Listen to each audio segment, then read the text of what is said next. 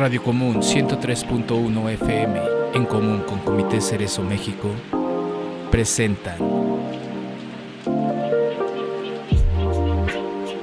Miradas Críticas. La situación en México. Una iniciativa radiofónica de Comité Cerezo México. Conduce Héctor Cerezo.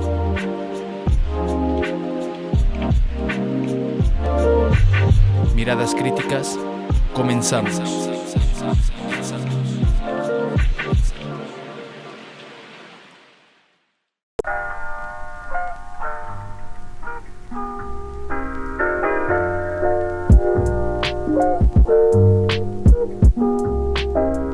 Pues muy buenas noches, sean bienvenidos y bienvenidas a su serie radiofónica Miradas Críticas, la situación en México. Un gusto estar de nuevo con ustedes después de 3 semanas que no hubo programa. Y en esta ocasión, hoy martes 2 de septiembre de esta temporada 2025, les presentamos el programa titulado El derecho a la autodeterminación es irrenunciable. Conduce su servidor Héctor Cerezo y participan en el bloque de denuncia Nadine Reyes con el tema 14ª marcha contra la desaparición forzada, esto en el marco de la jornada de lucha por el 30 de agosto, Día Internacional de las Víctimas de Desaparición Forzada. Y en el bloque del comentario el tema es 24 años de vivir la alegría de la solidaridad compartida. Y en el bloque de la voz de Fragua, Morena, depurarse o ser cómplice. Y en el bloque de la entrevista tendremos a Jacqueline Dávila con el tema Venezuela, el derecho a defenderse. Sean bienvenidos y bienvenidas a su programa. Escríbanos desde donde nos están viendo, desde donde nos están escuchando. Si así lo gustan, pueden compartir en sus redes sociales. Acuérdense que este programa se transmite a través de YouTube y de Facebook por Radio Común y por Comité Cerezo México. Y bueno, sin más, vamos al intro del bloque de denuncia.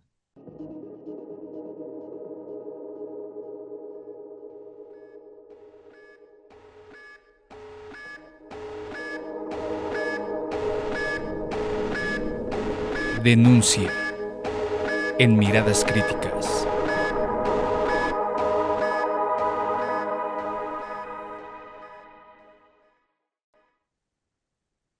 Pues muy buenas noches, Nadine. Un gusto estar de nuevo contigo. Gracias por aceptar la invitación a la entrevista.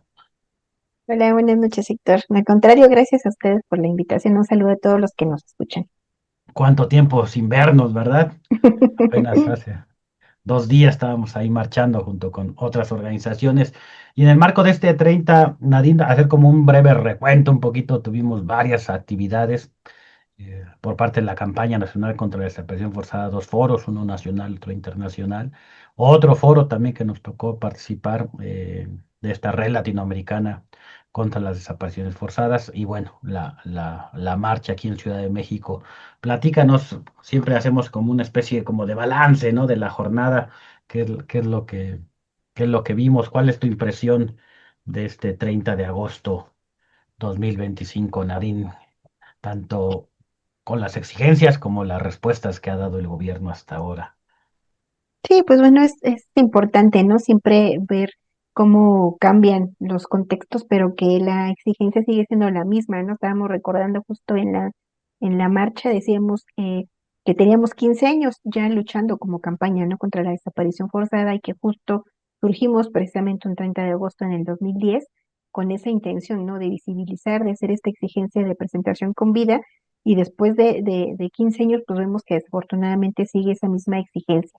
¿No? Que lo que hemos reiterado de esta continuidad de la desaparición forzada como una política de Estado, pues no ha cambiado, ¿no? Y que es lo que hemos denunciado que independientemente del gobierno que esté en el país, pues desafortunadamente esa situación continúa y es el balance que hacíamos y lo que sí vemos es justo el incremento de la participación de diferentes colectivos, ¿no? Justo el 30 de agosto estábamos llenos todas las organizaciones que estamos luchando contra la desaparición forzada. Hicimos en casi prácticamente en todos los estados, se hicieron actividades en el marco del 30 de agosto y eso habla precisamente de la situación, de la gravedad que aún continúa en el país y que no es algo del pasado, ¿no? Que nosotros en el 2000 decíamos, veíamos un incremento bastante fuerte cuando todavía estaba Calderón y decíamos que esta situación se iba a incrementar, ¿no? Y que por eso era como una de las razones por las que habíamos decidido que iba a surgir la campaña nacional contra la desaparición forzada y esperábamos que esto cambiara, ¿no? Sin embargo, vemos que no, no es así. Desafortunadamente, cada vez vemos más exigencias, más colectivos que están en esta búsqueda, en esta lucha, y justo el sábado vimos eso, ¿no? Vimos diferentes movilizaciones, otros compañeros con los que nos encontramos en la glorieta de las y los desaparecidos, en diversos estados estuvieron haciendo movilizaciones, entonces eso habla de esta continuidad y de la falta también de voluntad política que hay por el gobierno actual también, y que bueno, creo que es necesario no seguir manteniendo la vigencia de incluso de esta campaña que en algún momento no pensábamos si continuar o no con las actividades de la campaña, pero creo que es necesario, ¿no? Seguir visibilizando porque no hay como un cambio sustancial en esta situación, al contrario, ¿no? Vemos que se va también agudizando y creo que el balance que hacemos es bueno, ¿no? Todos recordábamos que hace cuántos años, en el 2010 éramos muy poquitos los que conmemorábamos esta fecha, ¿no? Porque era muy poco conocida la existencia del Día Internacional del Detenido Desaparecido y que hoy, el día de hoy, vemos que afortunadamente tiene más eco por producto de la misma gravedad de la situación, ¿no? Ahora hay muchos colectivos, más personas desaparecidas, entonces se hace más visible esta fecha, ¿no? Que antes era desconocida. Y pues la importancia sigue siendo pues esa visibilización, ¿no? Que se debe de hacer de esta exigencia, de esta conmemoración, pero no solo como eso, como conmemoración, sino que es una exigencia que sigue vigente y continuará en tanto no veamos algún cambio y que mientras siga habiendo personas desaparecidas, pues va a continuar esta lucha, ¿no? Y que vimos en toda América Latina también se hicieron actividades, ya decías tú, participamos también en foros con esta red nueva que se ha creado, la red latinoamericana también, que es otro esfuerzo para seguir visibilizando la situación y que nosotros también como campaña realizamos estos otros dos foros también, que uno a nivel nacional con colectivos de México y otro internacional también con participación de compañeras de China, de Chile, perdón, y la compañera, hablábamos del caso de Lichita de Paraguay. Creo que toda esta situación pues hace patente y visible, ¿no? La situación como estamos no solamente en México, sino en América Latina y la necesidad de que se siga desafortunadamente exigiendo en estas fechas, ¿no? Con mayor fuerza que no deberían, como dicen las mamás, no existir una fecha así, pero bueno, desafortunadamente las cosas no han cambiado y pues sí es necesario seguir protestando y más en una fecha como esta, ¿no? Y pues qué bueno que lo recuerdas. Año 2010, en mayo, que iniciamos la campaña. En agosto hicimos las primeras actividades. Y luego de ahí para el real, pues año con año, al menos las marchas en 30 de mayo, 30 de agosto, pues han sido de manera ininterrumpida durante ya 14 años. Desgraciadamente, sí, en el 2010 había dos plataformas, digamos, de víctimas de desaparición forzada. Hoy, según nuestros eh, eh, pues, colegas de la ONU, dicen que hay 11 plataformas de víctimas. Y para decirle a la gente que cada plataforma de víctimas de desaparición forzada, pues aglutina a colectivos de familiares, a organizaciones. Solamente, por ejemplo, en el estado de Veracruz, no más de 70 colectivos. Hay plataformas que tienen más de 300 colectivos. Hay más de 1.500 colectivos en el país, víctima de desaparición forzada eh, iba a decir también desaparición forzada y desaparición también a manos de particulares, también están juntos. Eh, hoy no, ayer fue el informe, el primer informe de gobierno de la presidenta Claudia Sheinbaum. El tema de los desaparecidos en general, de desaparición forzada, no está en la agenda. Viene también el relevo de la titular de la Comisión Nacional de Búsqueda. Y bueno, pues ante esto, Nadine, ¿qué nos toca? ¿Qué nos toca seguir insistiendo?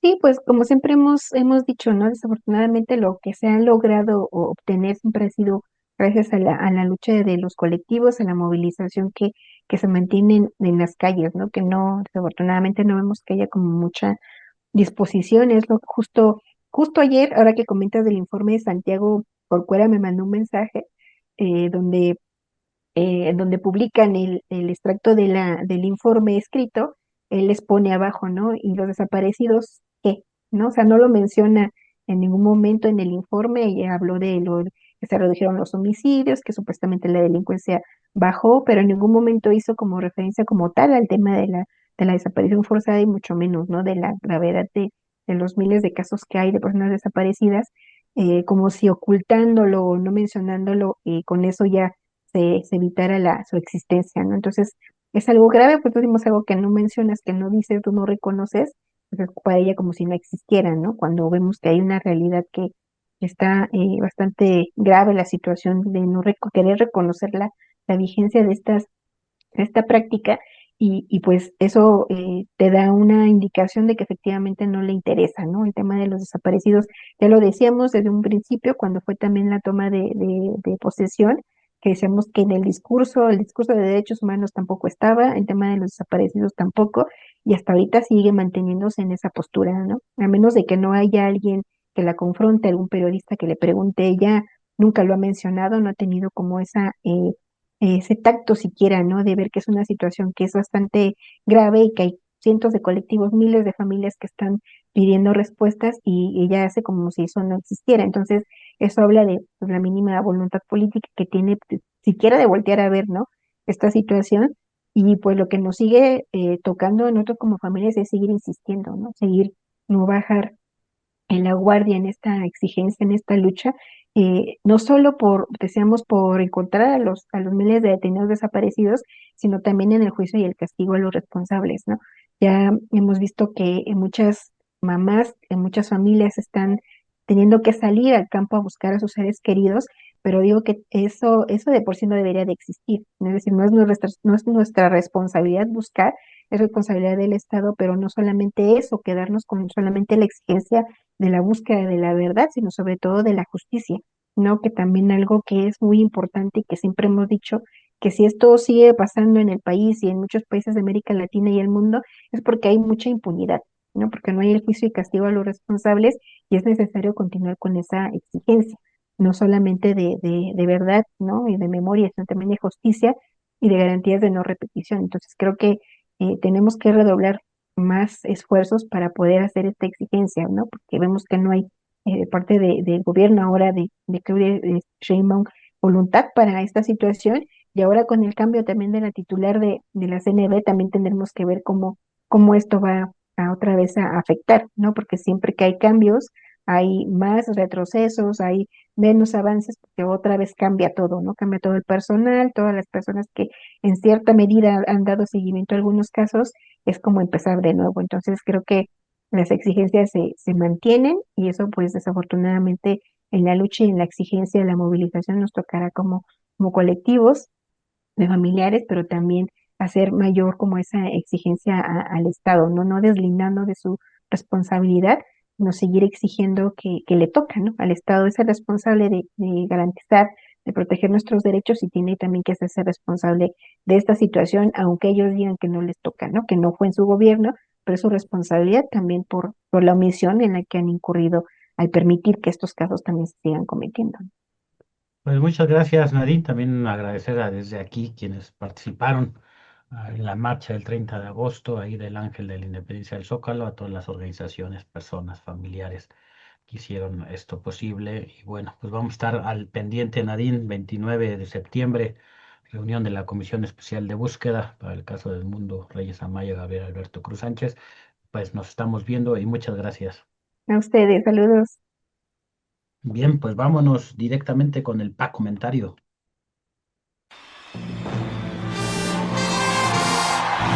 Pa' comentarios de Francisco Cerezo.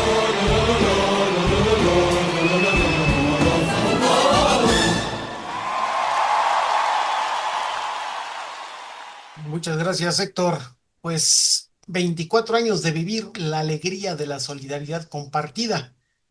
Antes que nada, quiero recordar que hoy se conmemora el 80º 80 aniversario del Día de la Victoria del pueblo chino sobre el fascismo, y recalcar que a pesar de esa gran derrota, nuevamente el actuar fascista sigue cobrando miles de víctimas en todo el mundo. Basta mencionar el genocidio en contra del pueblo palestino como el ejemplo más reciente de dicha ideología capitalista. Ahora sí, el pasado 13 de agosto el Comité Cerezo México cumplió 24 años de trabajo en la lucha por una vida digna para todo el pueblo mexicano. Y lo festejamos como siempre, entregando nuestro informe anual, haciendo la rifa solidaria para recabar fondos y trabajando. No es cosa menor poder festejar 24 años de trabajo. Como hemos dicho en diferentes entrevistas, podemos decir que somos una organización que sobrevivió al periodo más oscuro en la historia reciente de nuestro país, los sexenios del terror de Calderón y Peña Nieto.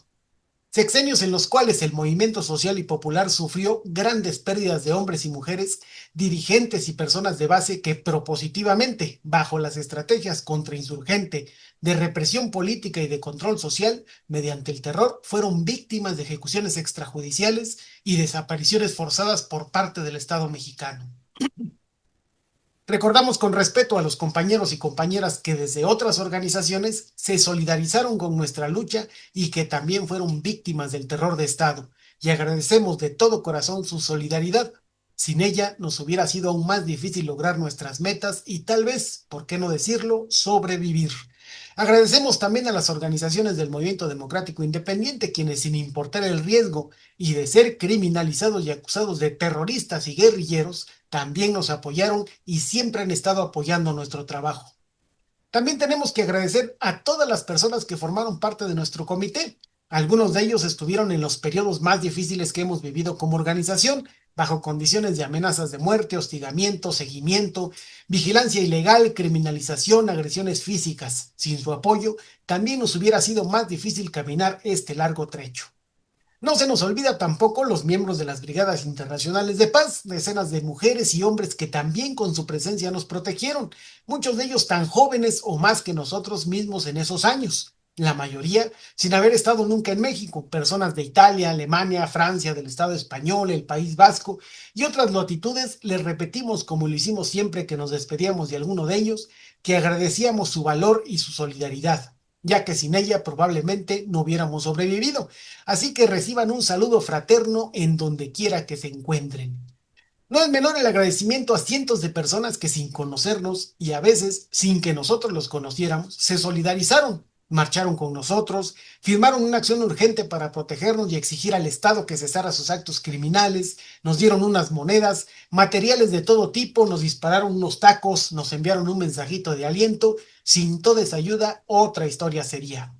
A los actuales miembros del comité, mil gracias. Sin su trabajo solidario tampoco existiríamos. Como decíamos en una reunión, si tasamos todo el trabajo voluntario que realizamos en dinero, no nos alcanzaría financiamiento alguno para hacer todo lo que hacemos cotidianamente. Llevar 10 procesos de escuelas generales de derechos humanos en un año, en 7 estados de la República, no es cualquier cosa, y su trabajo lo ha logrado. Incluso ahora acompañan a otras organizaciones, a otras víctimas, a otros luchadores sociales o personas defensoras de derechos humanos que acuden a ustedes, muchas veces sin imaginar que también están aprendiendo en la práctica lo que conocieron teóricamente en las escuelas generales de derechos humanos, en las escuelas de educadores populares, en los diversos cursos que como proceso pedagógico llevamos. También queremos agradecer a todas las personas colaboradoras del comité que han dejado y aún continúan dejando su tiempo y esfuerzo en nuestro proyecto económico, desde el Café Villa, inaugurado allá en el año 2002, hasta la actual cafetería del Comité Cerezo, un proyecto que lleva 23 años de existencia y que se ha mantenido funcionando a pesar de los múltiples intentos de diversos políticos, ahora refugiados en Morena, y de diversas autoridades federales, locales y universitarias de todo tipo que han intentado por diversos medios eliminar esa fuente no solo de sabor, sino de conciencia y lucha. Para los que no saben o creen que nos hemos vuelto millonarios con dicho proyecto y con el trabajo solidario de cientos de personas que han sumado su granito de arena, un americano de 8 onzas tiene un precio exorbitante de 17 pesos. Y si traes tu propio vaso, te lo damos a 12. Si comparamos precios con conocida empresa extranjera, un americano del mismo tamaño y menor calidad de café les costaría exactamente el doble. Y si hablamos de bebidas más elaboradas, como un capuchino frío, acá lo encuentran a un precio de 27 pesos, si lo comparamos con los 84 pesos de la empresa citada. comprenderán por qué no podemos aún tener una Escuela General de Derechos Humanos en cada estado de la República Mexicana y viajar en limusina para dar los talleres. Incluso podemos agradecer a quienes, autonombrándose de izquierda, han preferido atacar nuestro trabajo que dedicarse a hacer el suyo propio. Como siempre hemos dicho, si no hablan bien e incluso mal de tu trabajo, es que tal vez tu trabajo ya no es significativo y habremos caído en la monotonía que embota la conciencia y nos aleja de la alegría de la vida y la solidaridad compartida. Somos orgullosamente miembros del Comité Cerezo México, un pequeño río de lucha que al avanzar en su camino se une a otros pequeños ríos para formar un torrente cuya fuerza alcance para derribar la presa construida, para frenar el anhelo compartido del pueblo mexicano de alcanzar una vida digna. Ese anhelo es nuestro delito y con gusto y con orgullo pagamos por ello. Muchas gracias, Héctor. Al contrario, Francisco, gracias por el comentario y vámonos con el bloque de La Voz de Fragua, este periódico de la Organización de Lucha por la Emancipación Popular, un periódico que se distribuye principalmente en el metro de la Ciudad de México, en mano, en foros, mítines, marchas, y vámonos a escuchar esta cápsula.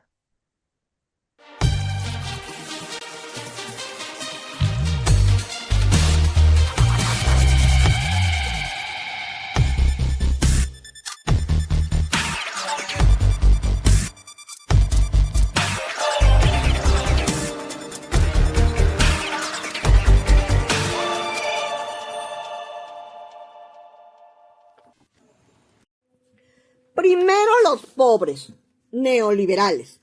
Morena, depurarse o ser cómplice. Morena se desquebraja desde dentro. Como hemos reiterado en los números anteriores del periódico Fragua, para acabar con la corrupción y las malas prácticas provenientes del neoliberalismo, hay que acabar con el mal desde la raíz. En las últimas semanas, uno de los personajes más sobresalientes de Morena por su cercanía con López Obrador y la importancia de los cargos públicos que ha ocupado, Adán Augusto López Hernández, ha estado en las noticias más polémicas. Parece que se destapó una coladera dentro del Morena, que siempre ha apestado a neoliberalismo y corrupción. Una de las principales noticias es que el secretario de Seguridad de Tabasco durante el periodo de Adán Augusto como gobernador de dicha entidad, Hernán Bermúdez Requena, es buscado por la justicia, pues se le acusa de ser jefe del grupo criminal conocido como La Barredora, el cual opera en esa entidad y en Chiapas. Actualmente prófugo de la justicia. Tiene una alerta roja para su localización y detención por parte de la Organización Internacional de Policía Criminal, Interpol. Como si pretextos no faltaran para que el gobierno del presidente de piel naranja se anime a profundizar su política intervencionista hacia nuestro país. Ante tan escandalosa situación, Adán Augusto apela a la ingenuidad y candidez de la población mexicana, al afirmar que nunca supo ni sospechó nada. Sin embargo, el pueblo que ya no se chupa el dedo, desde luego sabe que este caso apesta a pudrición, neoliberalismo y corrupción, pues ante crímenes tan graves es evidente que Adán Augusto lo nombró y protegió, aún sabiendo en lo que estaba involucrado. Incluso algunos medios de comunicación mencionan que Bermúdez es para Adán Augusto lo que fue García Luna para Felipe Calderón. ¿Usted qué piensa? Tan increíble es que el ahora presidente de la Junta de Coordinación Política en el Senado mexicano quiera hacerle creer al pueblo de México que es totalmente inocente en el caso de Bermúdez. Como increíble es que Morena haya tardado tanto tiempo en deslindarse de Bermúdez, ya que la orden para su aprehensión se giró desde febrero pasado. Asimismo, hasta el momento, Morena no ha tenido la firmeza de deslindarse del propio Adán Augusto. Incluso lo protegen y llaman a la unidad dentro del partido. ya que este es el escándalo más grave en el que está involucrado el tabasqueño. Pero recordemos que en ocasiones anteriores ya ha tenido actitudes que deberían ameritar su expulsión del partido si éste verdaderamente tuviera principios.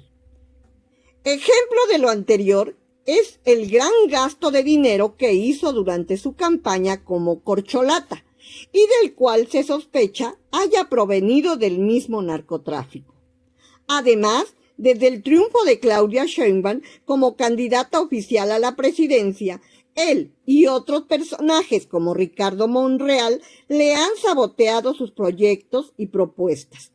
Ejemplo de ello es lo que sucedió en el Senado con la ley contra el nepotismo, cuando dicha ley fue aprobada por unanimidad en la Cámara de Senadores. Pero inesperadamente, Adán Augusto y Manuel Velasco Coello propusieron de última hora que sea activada hasta el 2030, entre otras acciones. Véase el número 87 de este periódico. Los actos de corrupción y falta de principios para defender las promesas que Morena hizo al pueblo de México en campaña no son exclusivos de Adán Augusto.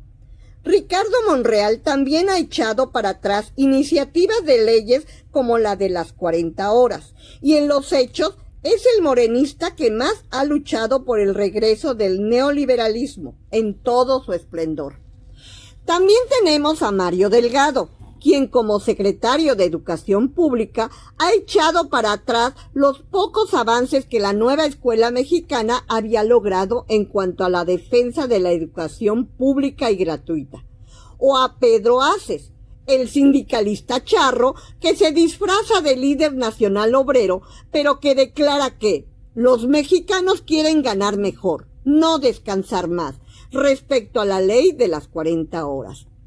Ya ni digamos lo que se han ido de vacaciones a Japón o a España y que reniegan de la justa medianía. Y así, la lista es larga de los chapulines que al pasarse a Morena purificaron sus pecados, pero luchan en silencio y a veces sin guardar silencio por regresar a la época neoliberal, pero ahora pintada de guinda, en la que puedan seguir llenando sus bolsillos. Es notable cómo esos personajes hacen sus alianzas para ir restando poder a la parte antineoliberal y congruente de Morena, si es que todavía existe.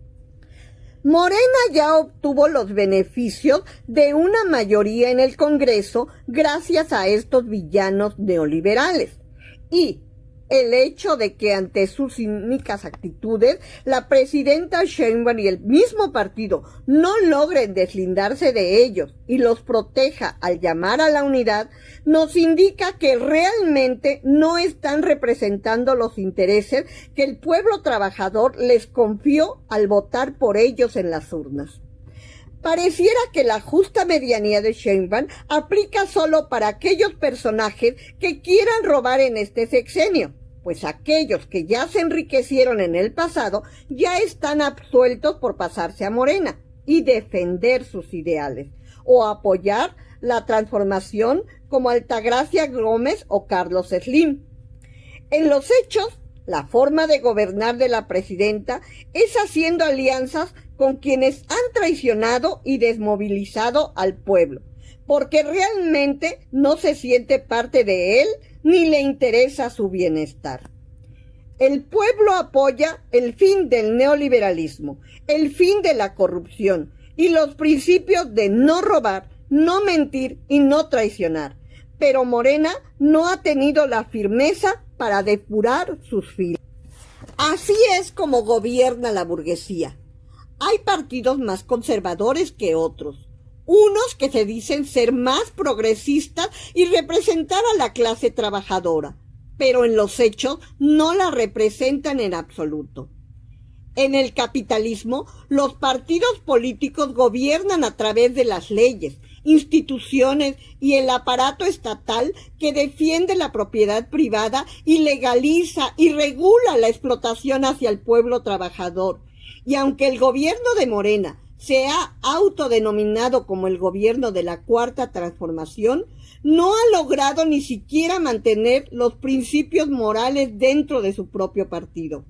La corrupción, el nepotismo y la impunidad son inherentes al sistema capitalista. Por ello, es necesario organizarse y luchar por la transformación profunda de la sociedad, luchar por la democracia popular y el socialismo.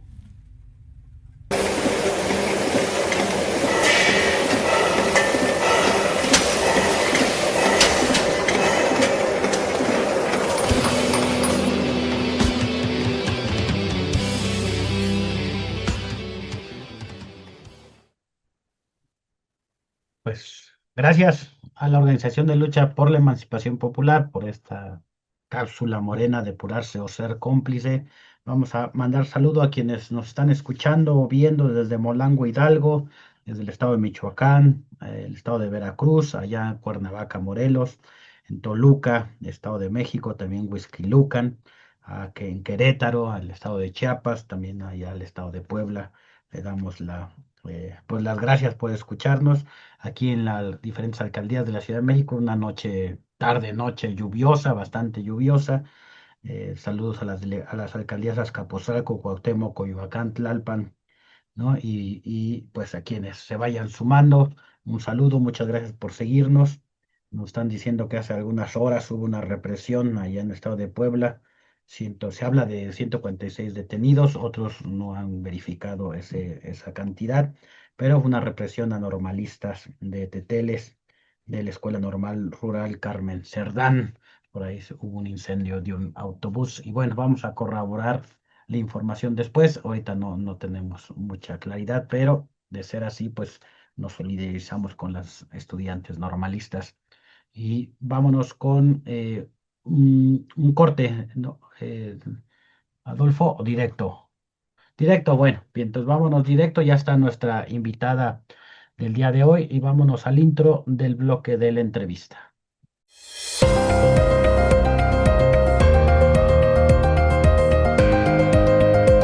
La entrevista en Miradas Críticas.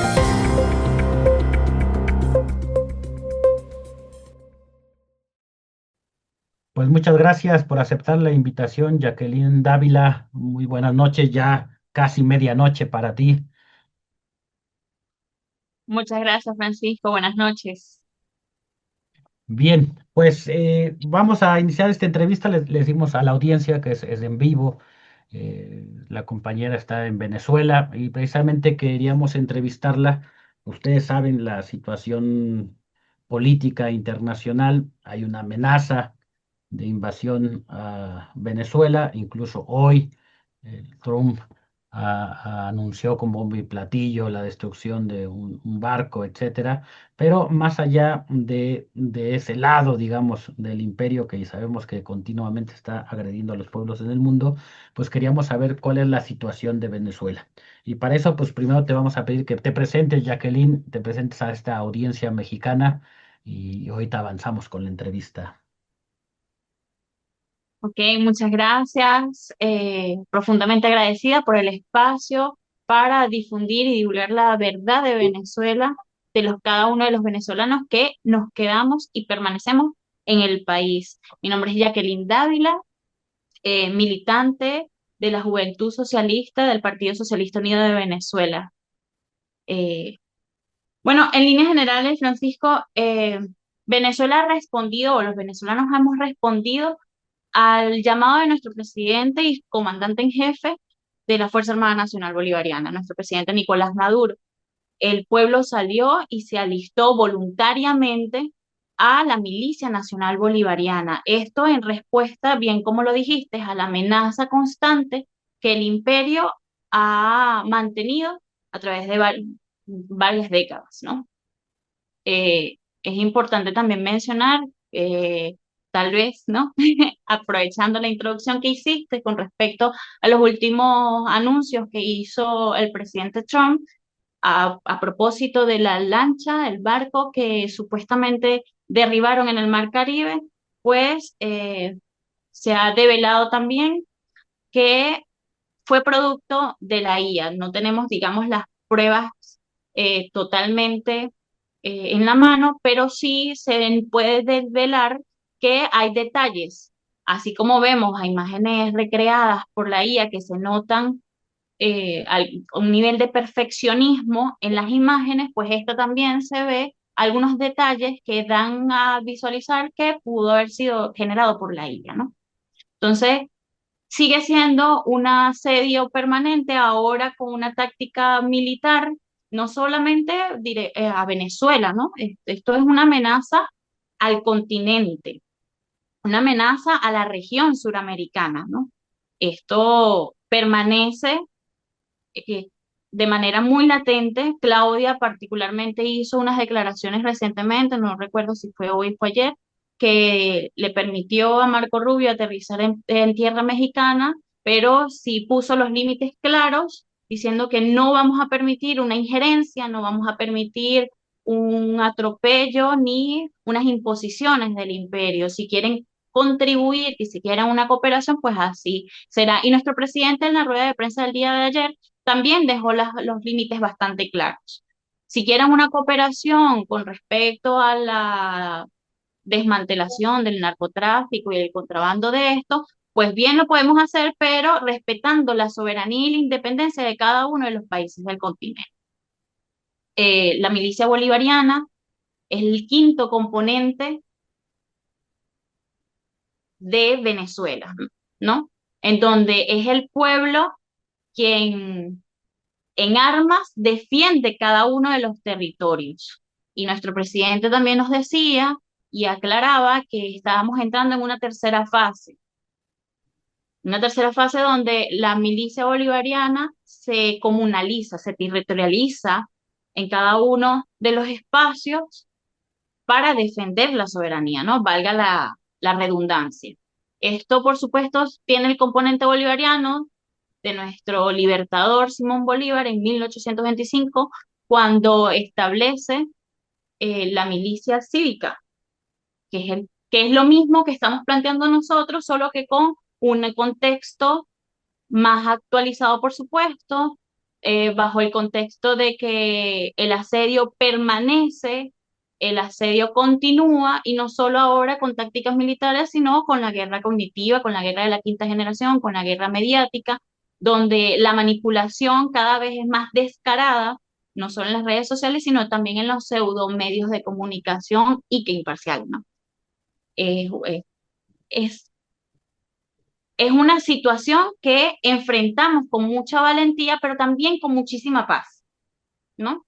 El pueblo, yo humildemente tengo las cualidades de comunicadora popular y en mis redes suelo colocar la cotidianidad venezolana. O sea, el venezolano día a día sale a trabajar naturalmente en las costas, vemos que las familias, la población en general sale a sus playas a disfrutarlas, el turismo sigue activo tanto para el internacional como para el nacional, la economía sigue haciendo repuntes al desarrollo, a la mejoría de nuestra economía, sabiendo también que seguimos en un asedio económico, ¿no? Entonces, este desarrollo es el que no le gusta al imperio y por eso sigue manipulando y sigue ahora aplicando tácticas que en el pasado ya lo ha hecho, ¿no? Con Panamá, con Irak, con Nicaragua. Son tácticas que ya conocemos y que hoy por hoy ya nos hemos preparado muchísimo más para poderles enfrentar. Sí, es importante para la audiencia mexicana, a pesar de estar las redes sociales, hay poca información sobre lo que está pasando en Venezuela, sobre todo la voz del pueblo, incluso del gobierno venezolano. Aquí tenemos, pues, por nuestra cercanía también a Estados Unidos y porque los medios de comunicación en México, la mayoría son empresas privadas ligadas también a los intereses norteamericanos, pues nos hacen creer o quieren hacernos creer que una Venezuela pobre, ¿no? Recuérdense los estantes vacíos, la crisis, un gobierno dictatorial, represor, etcétera. Y para nosotros era importante dar pues esta voz porque no es lo que están planteando como tal y como se lo estás platicando. Y cómo está Venezuela hoy en día, ya nos dijiste algunas cosas, pero económicamente, políticamente, sabemos que siempre va a haber lucha entre quienes quieren vivir explotando a la gente y quienes no, pero ¿cómo es Venezuela? ¿Cómo le podemos explicar a la audiencia mexicana? La mayoría de esta audiencia, quiero también decirte, es progresista, es de izquierda, pero no falta algún despistado que luego se vaya ahí con la propaganda Lo norteamericana. entiendo, Francisco. Bueno, ya como te decía, el pueblo venezolano se mantiene en paz. Ciertamente los medios de comunicación, internacionales venden una Venezuela que ya superamos. No es que no la vivimos, por supuesto que vivimos porque no estábamos totalmente preparados para la guerra económica y el bloqueo que vivimos, pues, en principios del 2013 y en adelante.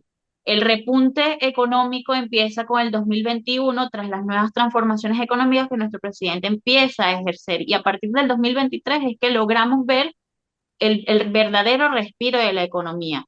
Los establecimientos de supermercados, las farmacias, hoy por hoy tenemos la diversidad que ciertamente en plena guerra económica no se veía. Pero esto hay que saberlo comprender. Esto no es porque Venezuela entró en una ruina y porque el socialismo no funcione. Todo lo contrario, gracias al socialismo que estamos intentando alcanzar, porque estamos en la transformación rumbo al nuevo socialismo bolivariano del siglo XXI, es que hemos podido recuperar nuestra economía, recuperar una estabilidad social y política. Entonces, no es que no vivimos y no es que no tengamos dificultades, pero sí se nota una estabilidad en la población, aún bajo la amenaza, aún bajo la guerra continua, aún bajo las dificultades que ya mencioné, seguimos estando tranquilos y se nota en la población.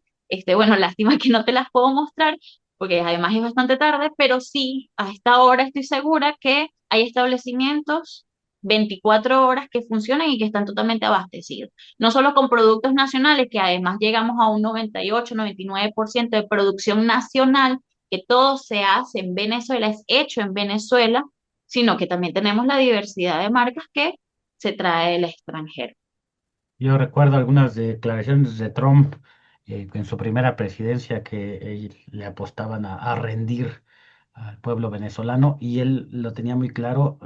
Afortunadamente o desgraciadamente, no lo sé, el pueblo venezolano, el gobierno, el territorio tiene petróleo, tiene minería, es rico en biodiversidad y también eso explicaría, no sé, lo que tú opines, pues esta intención de provocar una guerra o de invadir o de arrebatarle al pueblo venezolano sus recursos, ¿no? Al final de cuentas hay una situación económica, hay un interés económica, ¿no? Sí, doblegar la voluntad popular, la autodeterminación, la independencia, la soberanía, pero ¿qué busca Estados Unidos ante al amenazar con una invasión a Venezuela? Ojalá que no se dé, porque toda guerra es terrible, pero ¿qué es lo que estaría buscando Estados Unidos? Bueno, bien lo dijiste, Francisco, ellos buscan los recursos naturales que tiene esta tierra de gracia. Y yo estoy segura que de alguna manera tocan a Venezuela y ya es una amenaza continental. Ellos pretenden, como el buen acosador, ¿no? De la escuela, decir aquí mando yo y ni cualquiera que se revele a mis doctrinas, a mis pensamientos, a mi ideología, pues entonces debe ser reprimido. Cualquier pueblo que quiera ser soberano e independiente debe ser solo de palabra porque al final debe ser mi patio trasero, debe ser bajo mis condiciones y ahí es donde Venezuela marca la resistencia y dice, no, ya va. Y creo que América Latina en general en este contexto, en este momento histórico, ya se despierta y dice, no, no, aquí América del Sur no es patio trasero de nadie y cada uno de los países tiene una independencia y una soberanía. Entonces, el que él quiera el petróleo, los minerales y hasta el agua que nosotros tenemos aquí no le permite invadir, eh, marcar una presión incluso militar, ¿no? Venezuela no se niega a hacer convenios económicos, estratégicos, energéticos, no, pero siempre debe respetarse la soberanía y la independencia. Ellos no pueden venir aquí a extraer petróleo y decir, bueno, esto es mío y ya no te queda nada a ti, porque yo soy Estados Unidos, no, eso no funciona ya así. Hace ya muchos años que estas tierras fueron liberadas y vamos a mantener esa independencia y esa soberanía a toda costa. Bien, pues muchas gracias, te agradezco mucho. Y respecto a las milicias bolivarianas, eso sí ha trascendido las noticias, unos a favor diciendo que son miles y miles de personas que se han incorporado, otras tratando de denostar y hasta pues la derecha se burla, ¿no? Con personas mayores, jóvenes, mujeres, etcétera. Para ellos es un motivo, pues, como si fuera de debilidad, cuando sabemos que es todo lo contrario. Y ¿cómo está ese proceso? ¿Cómo la gente se está incorporando? ¿Qué tiene que hacer? ¿Cómo tiene que hacerlo? Sabemos que todos queremos la paz, pero ante una amenaza, pues todos los pueblos tienen el derecho a defenderse. Justamente, como tenemos el derecho a defendernos ante la amenaza imperial, pues como te comentaba al principio, el pueblo venezolano acudió al llamado de nuestro presidente y comandante en jefe, Nicolás Maduro, a alistarnos voluntariamente. Ciertamente, yo también he visto esas noticias donde la derecha venezolana pretende tomar esto como una burla, pero es ahí donde yo digo que es lo bonito de la conciencia, la conciencia despierta de todo un pueblo, desde jóvenes de 17, 18 años hasta adultos mayores dicen, aquí tenemos patria, aquí la vamos a defender, aquí yo tengo mi familia, aquí no va a venir ninguno a destrozarlo. Entonces, dentro de ese contexto, tampoco se quiere ver a una Venezuela en el contexto que está hoy día Gaza, por ejemplo, en donde es un genocidio a voz populi, porque todo el mundo lo ve, todo el mundo lo está viviendo incluso, y nada, o sea, porque el imperio está allí, entonces pareciera que nadie pudiera hacer nada. Entonces, en el continente yo estoy segura de que en el negado caso que llegáramos a una guerra, esto sería continental. Imagínense la gravedad de la amenaza que el imperio ha perpetuado. Y la milicia bolivariana representa no solo la defensa estratégica del territorio, y del territorio no hablo solamente de fronteras o de espacios militares, sino propiamente de la comuna. Porque precisamente la historia nos indica que es el imperio, más allá de los Estados Unidos, el imperio siempre va a atacar por las vulnerabilidades. Y en este caso, en estrategia militar, terminan siendo las pequeñas comunidades en donde están los civiles. Pero en este caso, bien revisaríamos la historia de Vietnam, la población que se prepara y tiene el arma, el fusil en mano, puede defender cualquiera de los espacios. Y entendiendo que el pueblo se alistó voluntariamente, entendiendo que ya no se trata de una ideología, sino de defender tu tierra, defender tu familia, defender la paz, que de salir a las calles y estar tranquilo, eso representa también entonces una esperanza no solo para Venezuela, sino para el continente y desde como yo lo veo, desde el mundo entero. El comandante Chávez en el 2008, él conforma la milicia bolivariana justamente por el contexto del intento de golpe de Estado del 2002, ¿no? Y por supuesto todos los años un nuevo intento diferente. En el 2008 él entiende, bajo los distintos asesoramientos y bajo las distintas historias, no solo del continente, sino del mundo entero, que el pueblo y solo el pueblo puede defender la tierra. En una fusión que ahora el presidente Nicolás Maduro lo llama una fusión popular, militar y policial. que esto llega a un rango constitucional. En nuestra Constitución se establece como quinto componente de la Fuerza Armada Nacional Bolivariana. Entonces sí, se entiende y se sobreentiende de manera implícita y explícita que es la fusión de todo un pueblo a la Fuerza Armada, y además la policial se le une a todo esto. Pues muchas gracias, Jacqueline. Le decimos a nuestra audiencia, también le mandamos saludos ahí a la compañera que está en San Luis Potosí, Caro, también ella es venezolana, conoce también ese proceso y está en México acá apoyando. Somos una organización de derechos humanos, pero siempre les decimos que no somos neutrales, ¿no? No somos, digamos, imparciales. Estamos del lado de los pueblos que están luchando, estamos del lado de pues, la gente que está reivindicando sus derechos, su dignidad. Estamos a favor de la autodeterminación de los pueblos y bueno, reciban un saludo pues de nosotros que somos una organización pequeña de derechos humanos, pero que sí para nosotros era importante dar la voz a personas directamente desde Venezuela que están viviendo ese proceso y no solamente viviendo, sino están luchando ese proceso. Sabemos que el mundo está girando desgraciadamente en muchas partes hacia la derecha, una derecha fascista, conservadora, racista, ¿no? Y que ante su crisis económica mundial, pues quiere pues volver a depredar a quien se deje.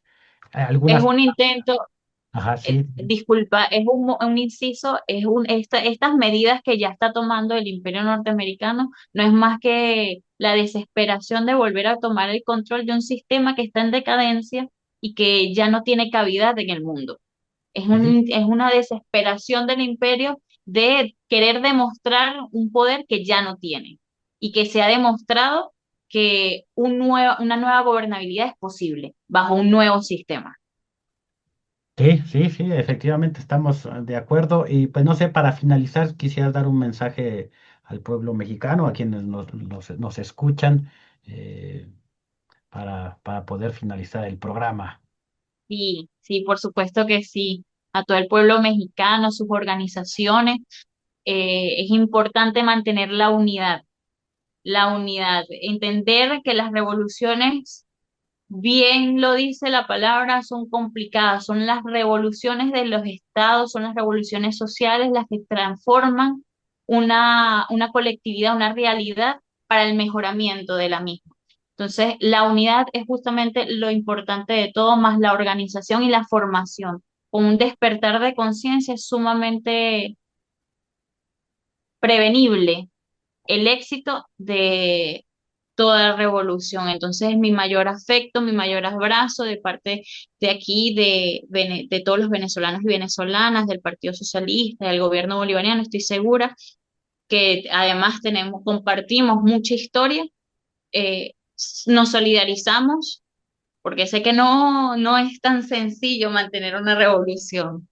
Y y mantener la derecha con el asedio, ustedes que lo tienen tan cerquita, pues también es bastante complicado, pero en la resistencia, en la unidad, en la organización y en el despertar de la conciencia, siempre se va a poder. Y al tener la unidad continental, mucho mejor todavía. Entendemos que ningún imperio va a poder someternos a su yugo, entendiendo que también somos un pueblo unido, perseverante y en vísperas de un nuevo sistema de gobierno socialista. Pues muchas gracias, Jacqueline. Nos quedamos con esas palabras, la solidaridad latinoamericana, la solidaridad internacional. Siempre terminamos también recordando pues nuestra oposición, nuestra condena al genocidio en contra del pueblo palestino, en contra del pueblo yemení, en contra del pueblo sirio y bueno, la lista es muy larga, pero sobre todo destacar pues la voluntad de lucha de los pueblos del mundo. Muchas gracias y muy buenas noches. Buenas noches, muchas gracias.